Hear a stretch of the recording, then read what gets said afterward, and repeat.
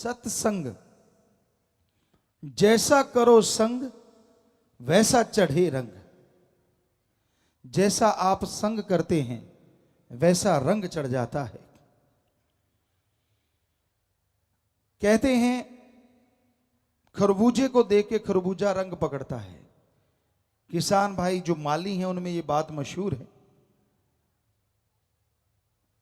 जैसे भी लोगों की सोहबत आप करोगे उसका असर लाजमी होने वाला है।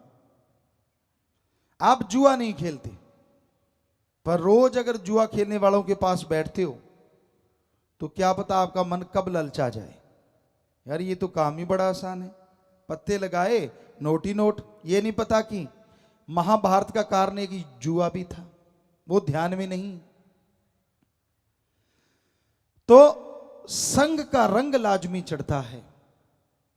और सत्संग यहां ओम हरि अल्लाह मालिक परमात्मा की बात होती हो, यहां मालिक से मिलने का संदेश दिया जाता हो, उसे सत्संग कहा जाता है। वहां आके अगर कोई बैठे सुने और अमल कर ले, जन्मों जन्मों के पाप कर्म कटते हैं। आज इंसान के पास सब कुछ होते हुए भी वो कंगाल है जब तक उसे आत्मिक संतुष्टि नहीं मिलती। त्रिलोकी का राजा भी दुखिया है और आत्मिक संतुष्टि है तो 2 समय रोटी कमा के खाने वाला भी सुखी है। ये आत्मिक संतुष्टि किसे कहते? क्योंकि ये सर्वधर्म के अनुसार आपको बता रहे हैं।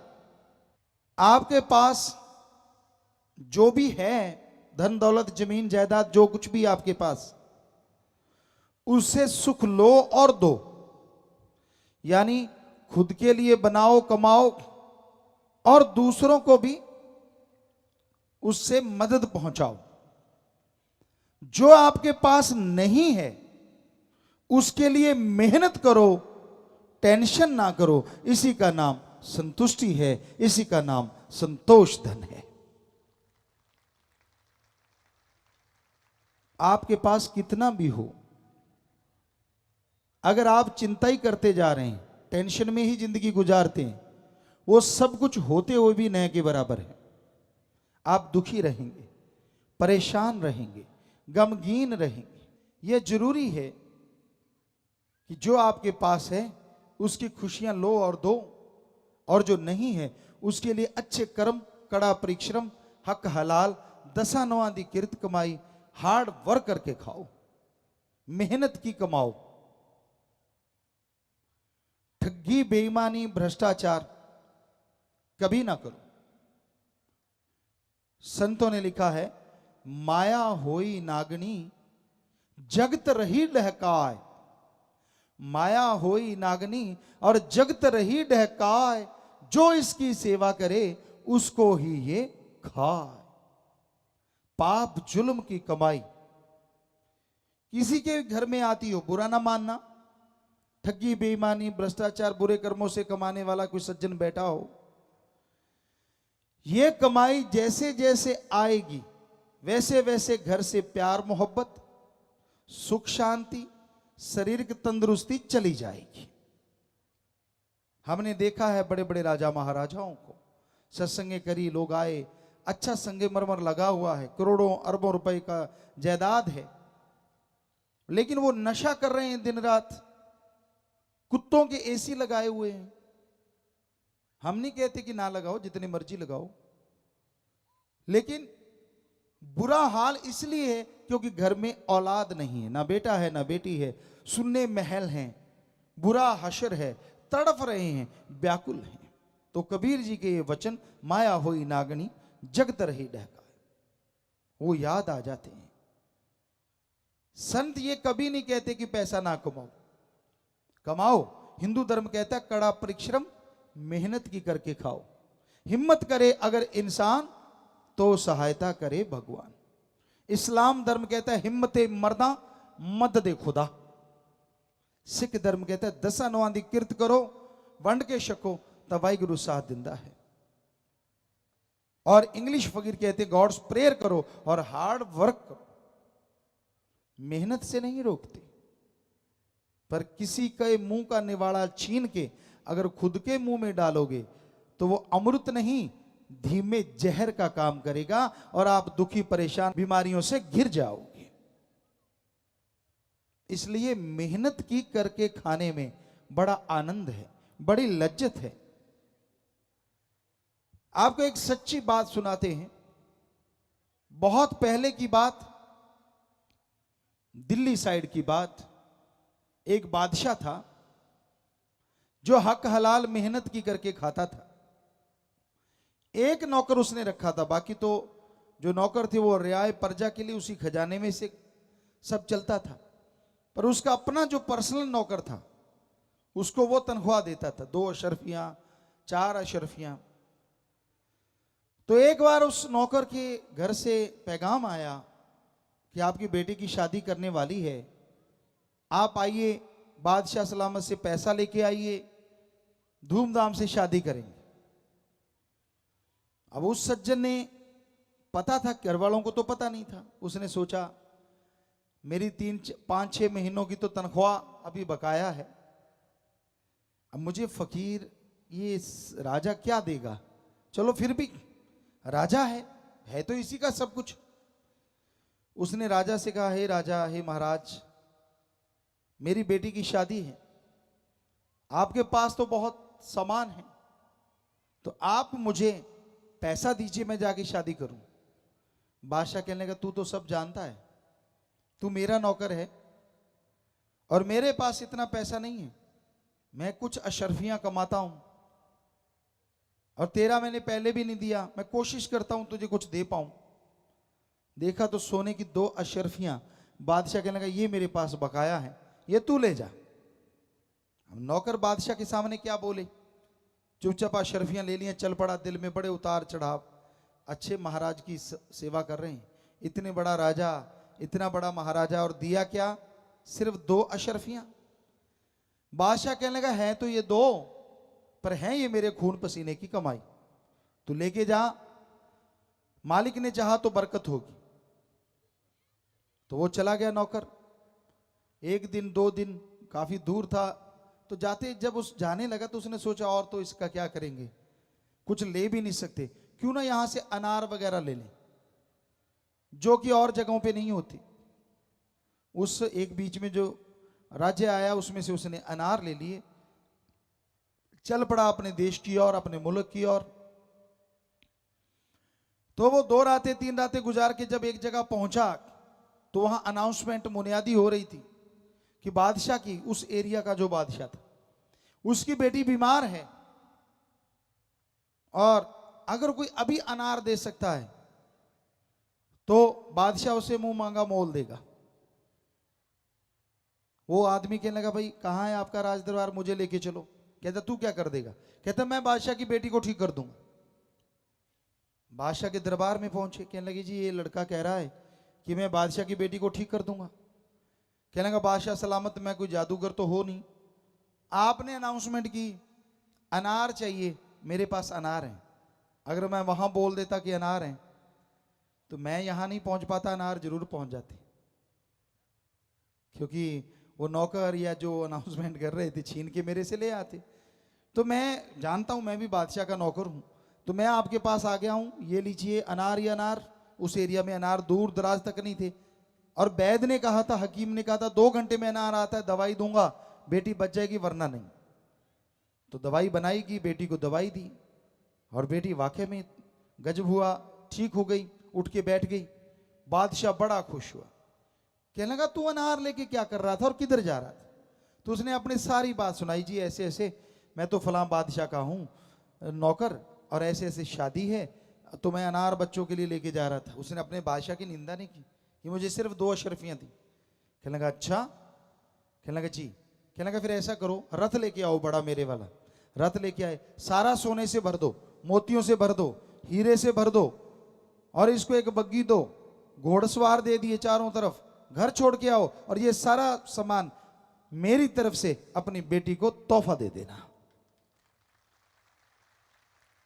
अब उस नौकर की आंखें भर आई, रोने लगा और अपने राजा को याद करने लगा, वाकई हक हलाल में जो मजा है ना, और जो बरकत है, कहने लगा, वो किसी और चीज में हो ही नहीं सकती। मेरे पास तो सिर्फ 2 अशरफियां थी और आज रथ भर के जा रहा हूं। तो आज के हिसाब से कहें तो गाड़ी या छोटी ट्राली भर के ले गया वो।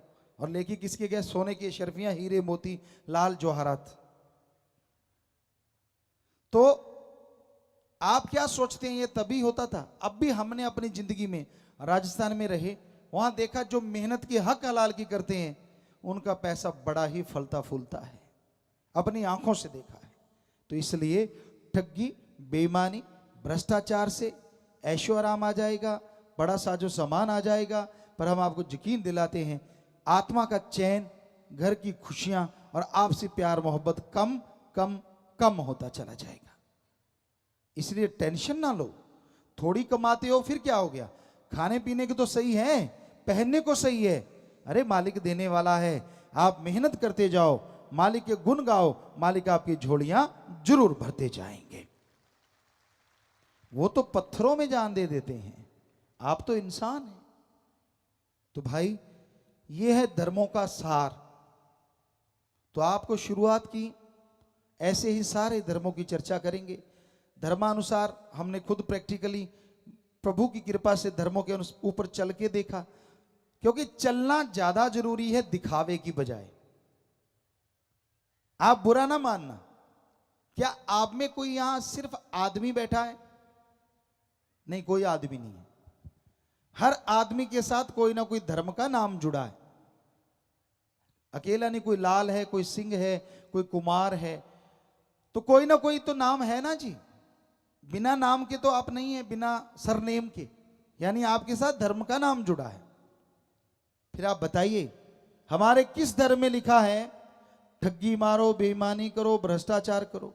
हमारे किस धर्म में लिखा है नशे किया करो? लिखा है किसी धर्म में? बताइए कौन सा धर्म कहता है नशे करो? धर्म तो कहते नशा नहीं करना चाहिए। हिंदू धर्म के हमने विष्णु पुराण, शिव पुराण में पढ़ा, जब समुद्र मंथन हुआ अच्छा सामान निकला, लेकिन जब नशा निकला सारा राक्षसों ने खाया पिया। शिवजी महादेव जी ने तो जहर पिया समाज को बचाने के लिए, नशा नहीं किया।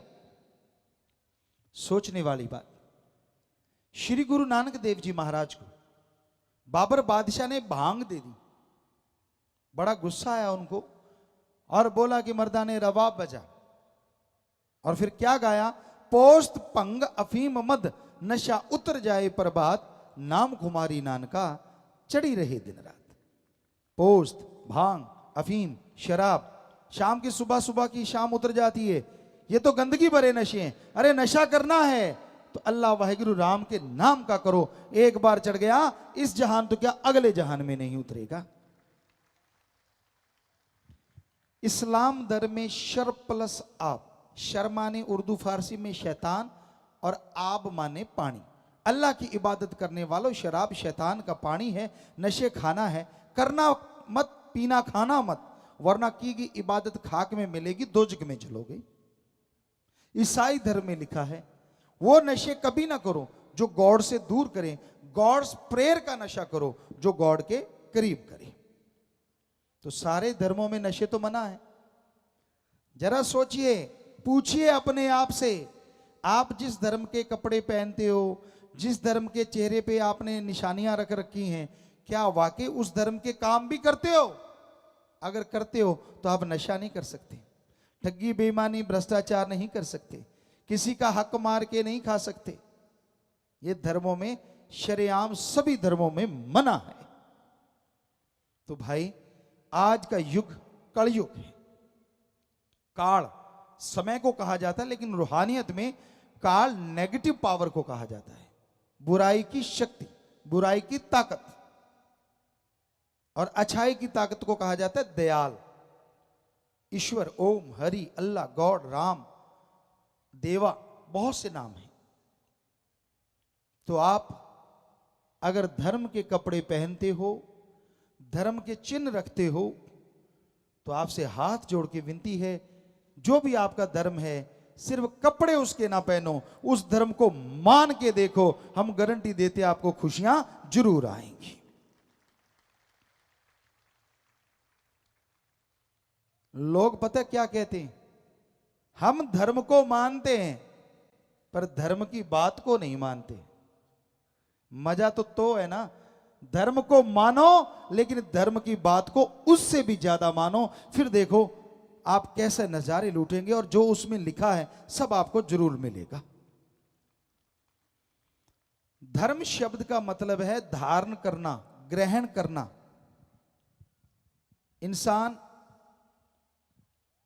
इंसान को प्यार मोहब्बत से ग्रहण करे, बेगर्ज मोहब्बत करे। इंसान अल्लाह वाहिगुरु मालिक के नाम को ग्रहण करे, इसी का नाम धर्म है।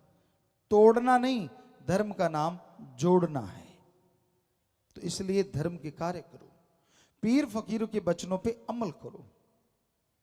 जब आप अमल नहीं करते, वचन नहीं मानते, फिर उसकी बेआवाज लाठी चलती है, आवाज ही आवाज रह जाती, फिर कुछ बकाया नहीं रहता। इसलिए आप किसी भी लोभ लालच, किसी भी बुरे कर्म में अगर फंस जाते हैं और बुरा कर्म करते हैं, लापरवाहियां करते हैं, तो लेने के देने पड़ते हैं और इंसान दुखी होता है। अच्छा है बुरे कर्मों को किनारा कर दो। अच्छा है ईश्वर के नाम से, अल्लाह के नाम से अपने आप को जोड़ के रखो। उससे आपके अंदर एक ताकत आएगी, एक सुकून आएगा, एक आनंद चैन आएगा, एक लज्जत आएगी जो लिख बोल के बताई नहीं जा सकती। तो इसलिए आप जितने भी धर्मों के लोग आए हैं, हम आपको एक गारंटी दे सकते हैं, हमारे कहने से अगर आज इसी मिनट आप अपने धर्म को मानना शुरू कर दोगे तो अगले मिनट इस धरती पे प्यार मोहब्बत की गंगा बहनी शुरू हो जाएगी। क्योंकि धर्मों में तोड़ना नहीं, जोड़ना लिखा है, नफरत नहीं, प्यार मोहब्बत लिखा है। लोग पढ़ते नहीं हैं। यहां पता नहीं कितने लोग होंगे जिन्होंने धर्मों का नकाब कपड़े तो पहन रखे हैं, जैसे माँ बाप पहनते हैं वैसे उन्होंने पहन लिए, जैसा उन्होंने सिखाया वैसी भाषा सीख गए। अब मालिक की तरफ से तो कुछ नहीं होता। अगर आपको यकीन नहीं तो आपको एक बात कह रहे हैं कि बच्चा जन्म लेते ही, मान लीजिए किसी हिंदू परिवार में बच्चे ने जन्म लिया और जन्म लेते ही वो मुसलमान समाज में चला जाए, वहां बड़ा हो, जन्म लेते ही चला गया, बताइए बड़ा होके वो हिंदू बनेगा या मुसलमान?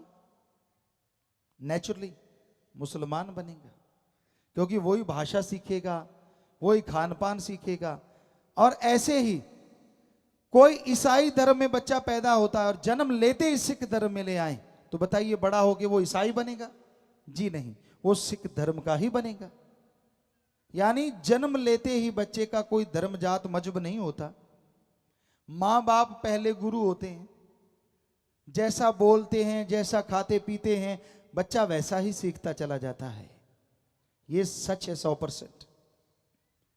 तो मालिक ने कुछ अलग नहीं दिया होता, तो इसका मतलब हम सब एक हैं, ये तो सच है। धर्मों में लिखा सच है, पर इंसान मानता क्यों नहीं? और नहीं मानता फिर दुखी होता रहता है, परेशान होता रहता है। अगर धर्म का नकाब पहन के धर्म की बातों को नहीं मानते तो आप एक तरह से गुनाह कर रहे हैं, पाप कर रहे हैं, धर्म की धज्जियां उड़ा रहे हैं। उसका दुख तो आपको आएगा ही आएगा। मालिक का नाम लेने से बेइंतहा खुशियां मिलती हैं। 10वां द्वार इस्लाम धर्म में बोलें तो मेहराब, हिंदू और सिख धर्म में तीसरा नेत्र, 10वां द्वार तिल। हमारे 9 दरवाजे खुले हैं, 2 कान, 2 आंख, 2 नाक, 1 मुंह और 2 इंद्रियां। ये 9 दरवाजे खुले हैं, लेकिन एक 10वां द्वार भी, नॉलेज थर्ड आई, ज्ञान का तीसरा चक्षु, वो ये जगह है। ये यहां पे वो 10वां द्वार है। साइंटिस्ट भी मानने लगे यहां कुछ अलग से है। तो ये दरवाजा है, ये डोर है जो मालिक तक लेके जाता है। हमने अपने विचारों का शुद्धिकरण करना है, विचारों को एकाग्र करना है और यहां लेके आना है।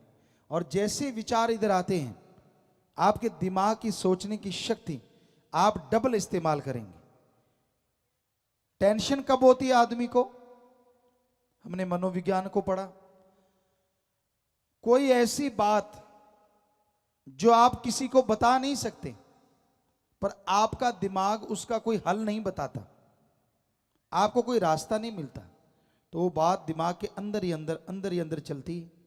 जितनी देर वो चलेगी आपकी टेंशन, चिंता, परेशानियां और बढ़ती जाएंगी, उसका सर्कल बन जाता है और आदमी टेंशन में डूब जाता है।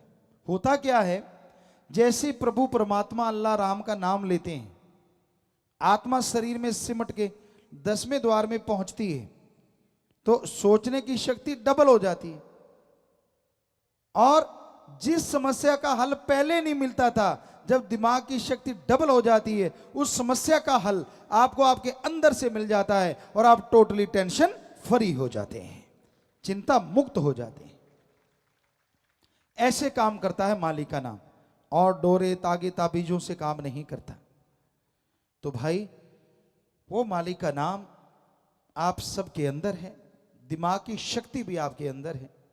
बड़े बड़े साइंटिस्ट, बड़े बड़े डॉक्टर मानते हैं कि आदमी अपने दिमाग का 10 से 20% ही इस्तेमाल में ला रहा है, और उसी में बड़ी बड़ी चीजें बन गई हैं, सुपर कंप्यूटर बन गए हैं, क्या क्या नहीं बना।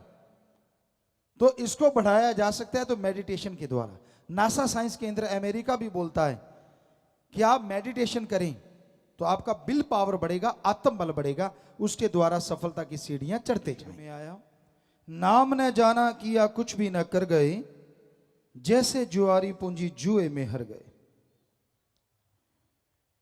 कोई घर से पैसा लेके जाए, माँ बाप भेजे कि अच्छा बिजनेस करना, व्यापार करना, और वो जाके जुआ खेल ले और जुए में हार जाए, कैसे मुंह लटका के दुखी हृदय से वो घर में वापस आता है, बड़ा ही परेशान, बड़ा ही दुखी, और ये चाहते हुए भी वो घर से बाहर नहीं जाता, घर में जाना ही पड़ता है।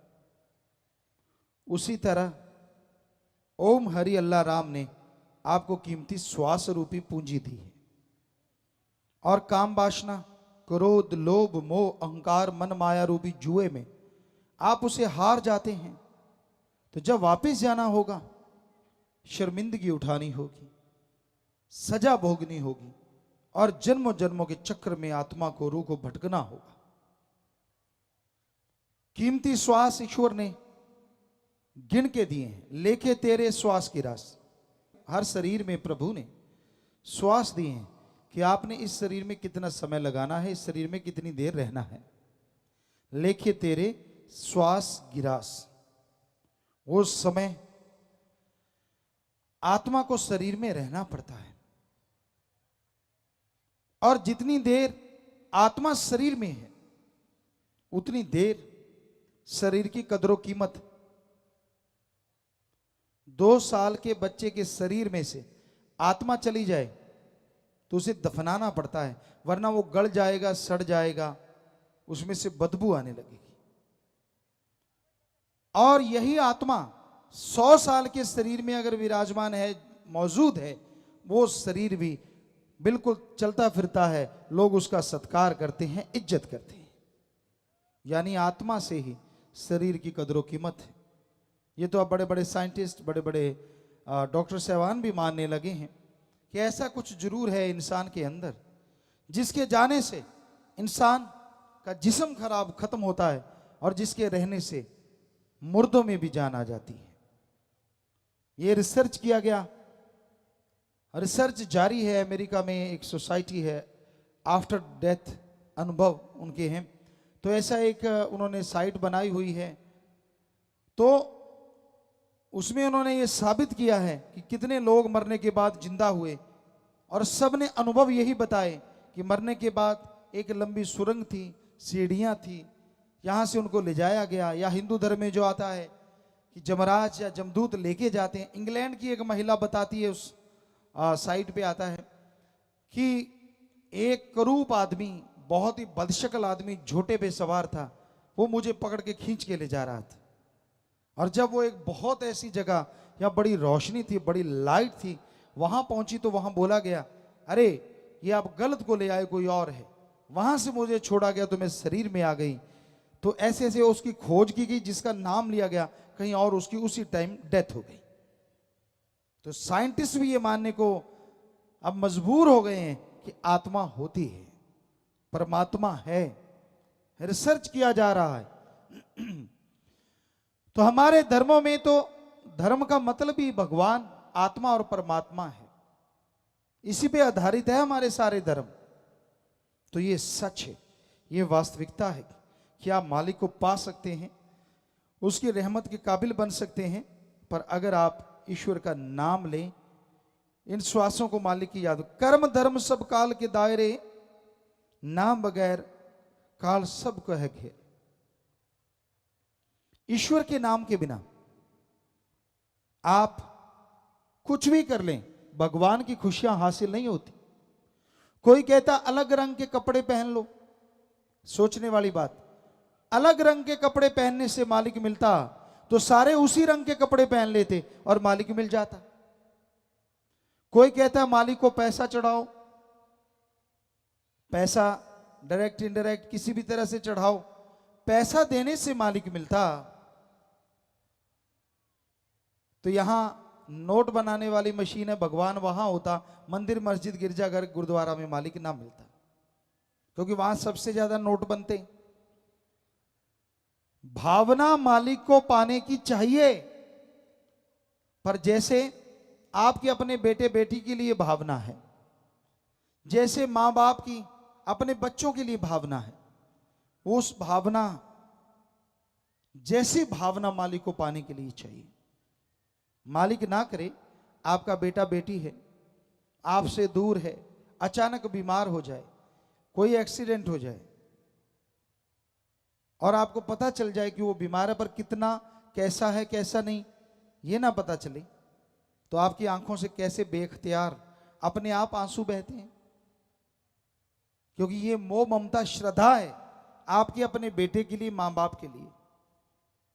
तो जैसे रुपए में 100 पैसा आप तड़पते हैं, ऐसी भावना भगवान अल्लाह वाहिगुरु के लिए रुपए में 10-15 पैसे बना लो, हम गारंटी देते हैं वो आपको दर्शन जरूर देगा।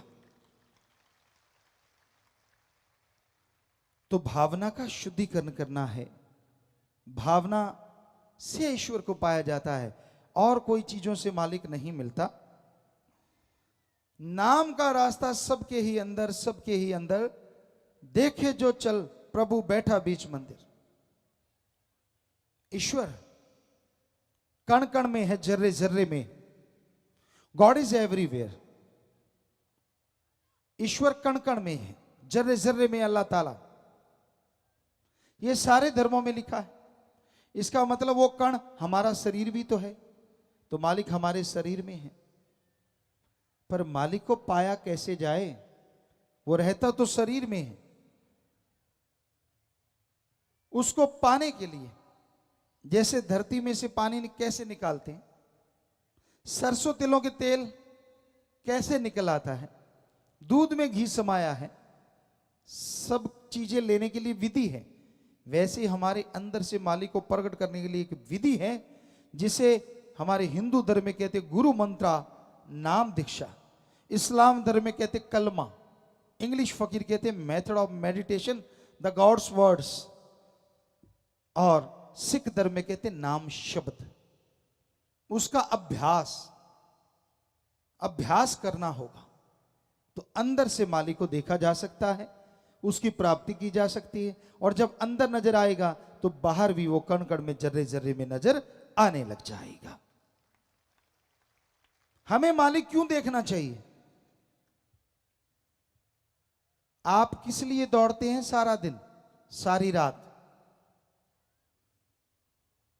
आप दिन रात दौड़ते रहते हैं, दिन रात भागते रहते हैं, जमीन जायदाद के लिए, कोठी बंगले बगीचों के लिए, सुख सुविधा के लिए, धन दौलत के लिए, ऐशो आराम के लिए, नाम के लिए। और ये सब किसकी देन है? अल्लाह वाहिगुरु राम की। अगर राजा ही मिल जाए तो क्या साजो सामान पीछे रह जाएगा? जरा सोच के तो देखो। जिसका राजा उसका ही साजो सामान, तो जिसका अल्लाह वाहिगुरु राम उसका ही सारा सामान। ये हकीकत है, पर लोग इस बात को भूले बैठे हैं। दाता भूल गए हैं और दातों से प्यार कर लिया है। तो ईश्वर से अगर हम प्यार करें, ईश्वर की भक्ति करें, आने वाले पहाड़ जैसे कर्म कंकर में बदल जाएंगे। आपको भयानक रोग लगने वाले हो सकता है जुकाम में, थोड़े बुखार में ही बदल जाएं। आने वाली परेशानियां टल जाएंगी। पर यह संभव है ईश्वर के नाम से, उसकी भक्ति से, दिखावे से नहीं, ढोंग ढकोसले से नहीं।